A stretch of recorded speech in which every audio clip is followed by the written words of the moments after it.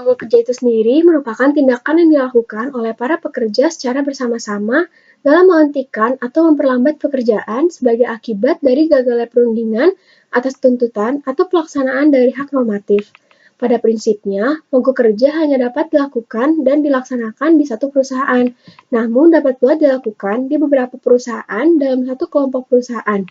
Sementara itu, pekerja dan/atau serikat pekerja dapat mengajukan wakilnya dalam jumlah terbatas kepada instansi atau organisasi maupun lembaga untuk dapat melakukan penyelesaian masalah dalam kerangka perselisihan hubungan industrial yang sedang dihadapi.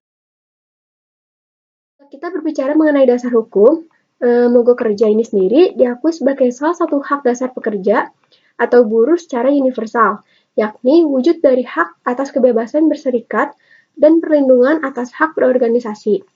Pada tataran global, mogok kerja sebagai hak atau strike as right tercermin pada pasal 23 ayat 4 Universal Declaration of Human Rights yang menjamin hak setiap orang untuk membentuk dan menjadi anggota serikat buruh guna untuk melindungi kepentingannya.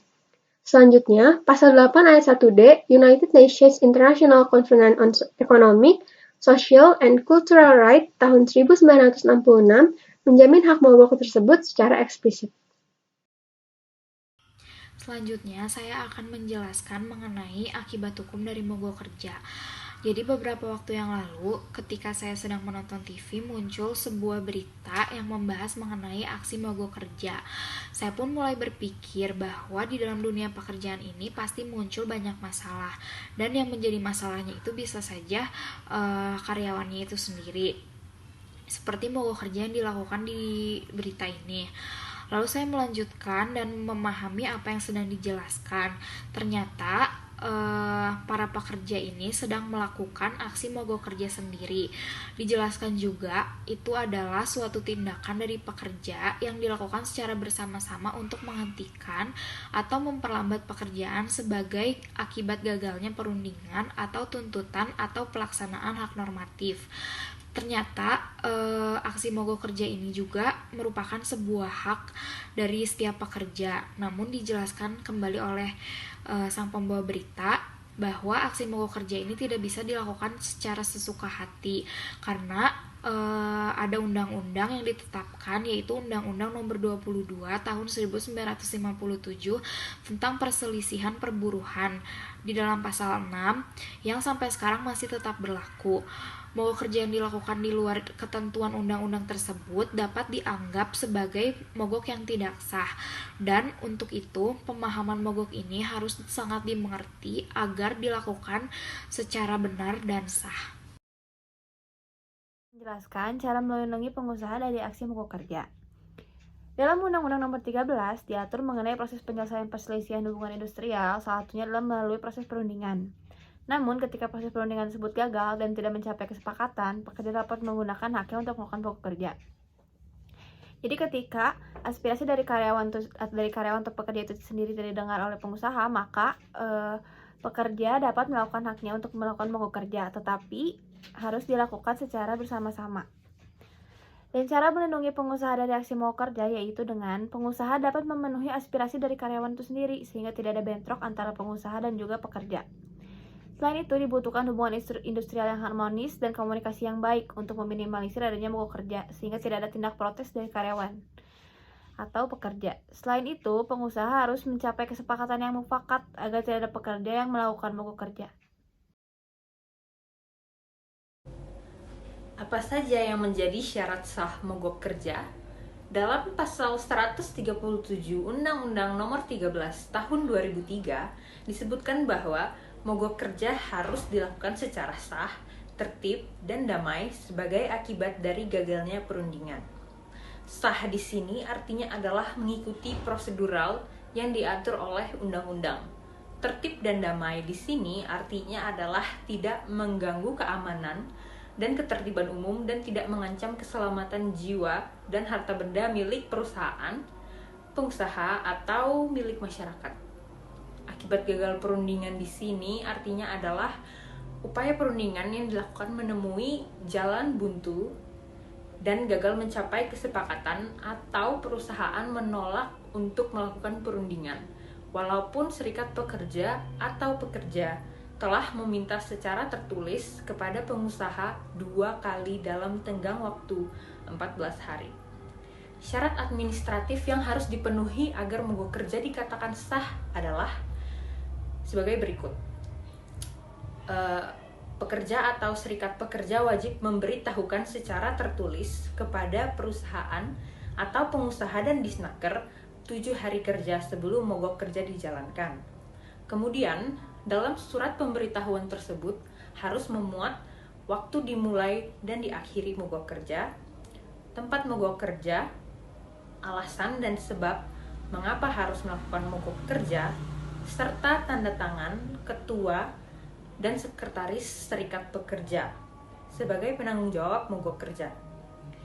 Apabila mogok kerja akan dilakukan oleh pekerja yang tidak menjadi anggota serikat pekerja, maka dari itu pemberitahuan ditandatangani oleh perwakilan pekerja yang ditunjuk sebagai koordinator. Selanjutnya, saya akan membahas tentang prinsip hak mogok yang disusun oleh Komisi Ahli dan Komisi Kebebasan Berserikat. Dalam hal ini, terdapat 13 poin yang sangat penting untuk dibahas. Pertama, yaitu pertimbangan tentang hak mogok sebagai hak mendasar yang akan dinikmati oleh para pekerja dan organisasi-organisasi mereka selama hak tersebut dilaksanakan dengan. Poin nomor 2, yaitu pengakuan umum tentang hak mogok untuk para pekerja di sektor-sektor swasta dan publik dengan pengecualian tunggal yang mungkin untuk para anggota angkatan bersenjata dan kepolisian, pegawai negeri yang melaksanakan wewenang mereka atas nama negara, serta para pekerja yang bekerja di layanan-layanan esensial dalam pengertian istilah yang sama, di mana gangguan terhadap layanan ini dapat membahayakan kehidupan, keselamatan, atau kesehatan sebagian atau semua masyarakat, atau dalam suatu krisis nasional yang genting. Poin nomor 3, yaitu prinsip kebebasan berserikat tidak mencakup aksi mogok yang bersifat politik murni. Walaupun prinsip-prinsip ini mencakup aksi mogok yang mencari solusi untuk masalah-masalah utama dalam kebijakan ekonomi. Poin nomor 4, yaitu larangan penuh terhadap aksi mogok simpati yang dapat menimbulkan penyalahgunaan. Para pekerja harus dapat menikmati hak untuk mengambil tindakan tersebut bila aksi mogok awal yang mereka dukung adalah aksi yang sah.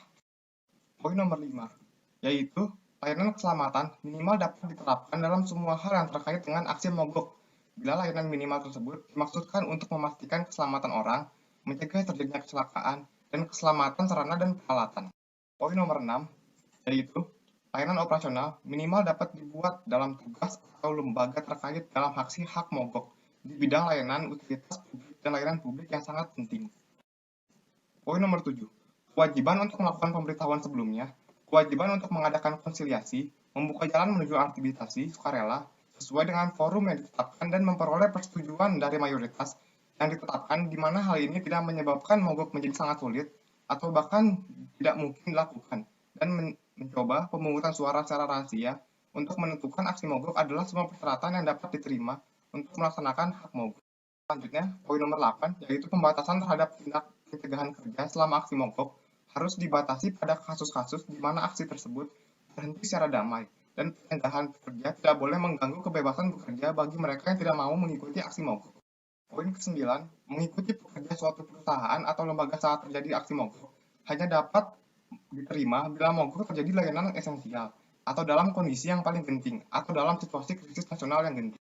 Nomor 10, pengangkatan pekerja untuk mengganti pemogok adalah sangat menghalangi hak mogok, dan hanya dapat diterima dalam hal aksi mogok di bidang layanan esensial atau dalam situasi krisis nasional yang genting.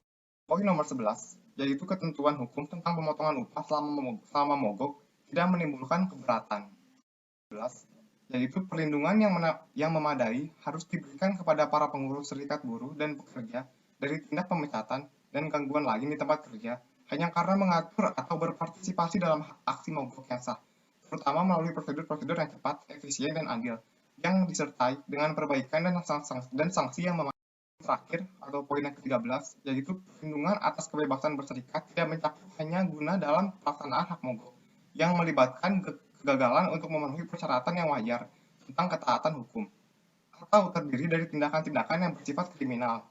Sanksi-sanksi apapun yang diterapkan dalam hal penyalahgunaan ini harus seimbang dengan tingkat keseriusan dalam pelanggaran tersebut. Menjelaskan tentang contoh kasus mogok kerja. yang saya ambil dari jurnal Universitas Udayana yang dibuat oleh Pandey Sudirja S, I. Ketut Markeling, dan I. Made Pujawan. Judulnya adalah Mogok Kerja yang Mengakibatkan Pemutusan Hubungan Kerja Massal pada Hotel Patra Jasa Bali. Jadi kasus ini merupakan aksi mogok kerja yang tidak sah karena tidak memenuhi ketentuan undang-undang. Ketentuan undang-undang yang mengatur mogok kerja ini dibuat untuk melindungi para pekerja tentunya sebagai hak dasar para pekerja atau buruh, tetapi juga melindungi para pengusaha dari tindakan para buruh yang seenaknya dalam melakukan mogok kerja. Mogok kerja kali ini dilakukan di Hotel Patra Jasa Bali, di mana 303 karyawannya melakukan aksi mogok kerja dan 243 karyawannya berakhir di PHK. Hal tersebut awalnya disebabkan karena karyawan tersebut menolak keputusan dari Hotel Patra Pusat di Jakarta dalam penggantian general manager yang tidak sesuai dengan prosedur yang ada. Akhirnya pihak manajemen Hotel Patra Jasa Bali tersebut melakukan usaha pemanggilan berkali-kali kepada karyawan untuk bekerja kembali ke Hotel Patra tersebut dengan menandatangani pernyataan loyal kepada perusahaan. Tetapi dari 303 karyawan tadi, 243 karyawannya tidak meresponi pemanggilan tersebut. Akhirnya, pihak manajemen Hotel Patra Jasa Bali melakukan PHK terhadap 243 karyawan tadi. Tentu saja PHK itu merupakan konsekuensi dari mogok kerja yang tidak sah. Kenapa mogok kerja ini bisa dibilang tidak sah? Karena pertama, tidak adanya pemberitahuan kepada pihak hotel maupun instansi ketenagakerjaan setempat bahwa karyawan tersebut mau mogok kerja. Sedangkan dalam pasal 140 ayat 1 Undang-Undang Ketenagakerjaan diatur bahwa seluruh pekerja atau buruh atau serikat pekerja atau serikat buruh itu wajib menyampaikan terlebih dahulu kepada pengusaha maupun kepada instansi ketenagakerjaan bahwa karyawan tersebut mau melakukan mogok kerja. Sedangkan pekerja yang ada di hotel tadi tidak memberitahu terlebih dahulu. Lalu, mengapa 243 karyawan tadi di PHK oleh pihak manajemen hotel? Karena menurut ketentuan pasal 6 ayat 2 Kepmen Tenaga Kerja dan Transmigrasi nomor Kep 23 Men 2003 dinyatakan bahwa pengusaha dapat melakukan pemanggilan kembali untuk bekerja secara tertulis dan patut sebanyak 2 kali berturut-turut dalam jangka waktu 7 hari.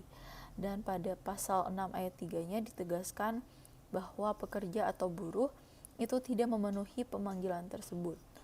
Maka pekerja atau buruh tersebut dianggap mengundurkan diri. Jadi 243 karyawan tadi di PHK karena tidak memenuhi pemanggilan dari pihak manajemen sehingga dianggap mengundurkan diri atau di PHK. Ketentuan ini sangat penting untuk melindungi para pihak buruh maupun pengusaha. Ada contoh kasus lain yang tidak hanya merugikan para pengusaha tetapi juga dapat merugikan masyarakat umum. Contohnya seperti kasus dalam bidang maskapai penerbangan di mana beberapa pilot dari perusahaan tersebut melakukan mogok kerja sehingga pada hari itu 10 jam terbang pesawat tidak dilakukan. Hal itu tentu saja menyebabkan kerugian sangat besar kepada pengusaha, tetapi juga merugikan masyarakat umum yang akan menaiki pesawat tersebut. Maka itu ketentuan ini sangat penting bagi buruh, baik buruh maupun pengusaha, agar buruh dapat memiliki haknya dalam menuntut keadilan kepada pengusaha, dan pengusaha juga dapat terlindungi dalam sifat seenaknya dari para buruh yang melakukan mogok. Pendapat kelompok kami, kenapa kami pro dengan pilihan topik hak mogok? Karena Kami merasa bahwa pengakuan dari hak mogok merupakan sesuatu yang menarik untuk dibahas, di mana mogok kerja itu sendiri merupakan tindakan dari pekerja yang dilakukan secara bersama-sama untuk menghentikan atau memperlambat pekerjaan sebagai akibat gagalnya perundingan atas tuntutan atau pelaksanaan hak normatif. Selain itu, pembahasannya juga bertujuan untuk lebih mengerti mengenai prinsip-prinsip hak mogok yang ditetapkan oleh Komisi Badan Pimpinan tentang Kebebasan Berserikat dan oleh Komisi Ahli tentang penerapan konvensi dan rekomendasi yang telah berkembang pesat selama dekade terakhir ini. Jadi kami lebih mengerti tentang mengapa alasan para pekerja melakukan aksi mogok tersebut. Poin-poin yang akan kami jabarkan dalam kampanye ini adalah bagaimana kita mengetahui bahwa mogok kerja yang dilakukan oleh para pekerja adalah mogok kerja yang sah, serta bagaimana melindungi pengusaha dari aksi mogok kerja yang tidak sah. Mogok merupakan hak bagi setiap pekerja, namun demikian tidak dapat dipergunakan sesuka hati karena terikat pada prosedur yang ditetapkan oleh Undang-Undang Nomor 22 Tahun 1957 tentang Perselisihan Peburuhan Pasal 6 yang sampai sekarang masih tetap berlaku. Mogok yang dilakukan dengan cara di luar dari ketentuan undang-undang tersebut dapat dianggap sebagai mogok yang tidak sah.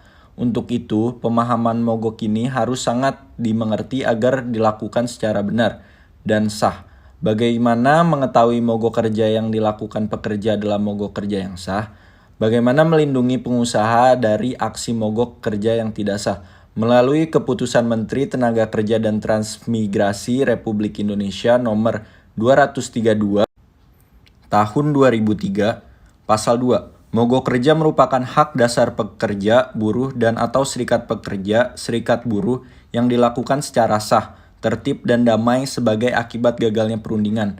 Pasal 3. Mogok kerja tidak sah apabila dilakukan a. Bukan akibat gagalnya perundingan dan atau tanpa pemberitahuan kepada pengusaha dan instansi yang bertanggung jawab di bidang ketenagakerjaan dan atau dengan pemberitahuan kurang dari 7 hari sebelum pelaksanaan mogok kerja dan atau isi pemberitahuan tidak sesuai dengan ketentuan pasal 140 ayat 2 huruf A, B, C, dan D Undang-Undang Nomor 13 Tahun 2003 tentang Ketenagakerjaan. Sekian, terima kasih. Kenapa kelompok kami pro dengan hak mogok yang kami bahas?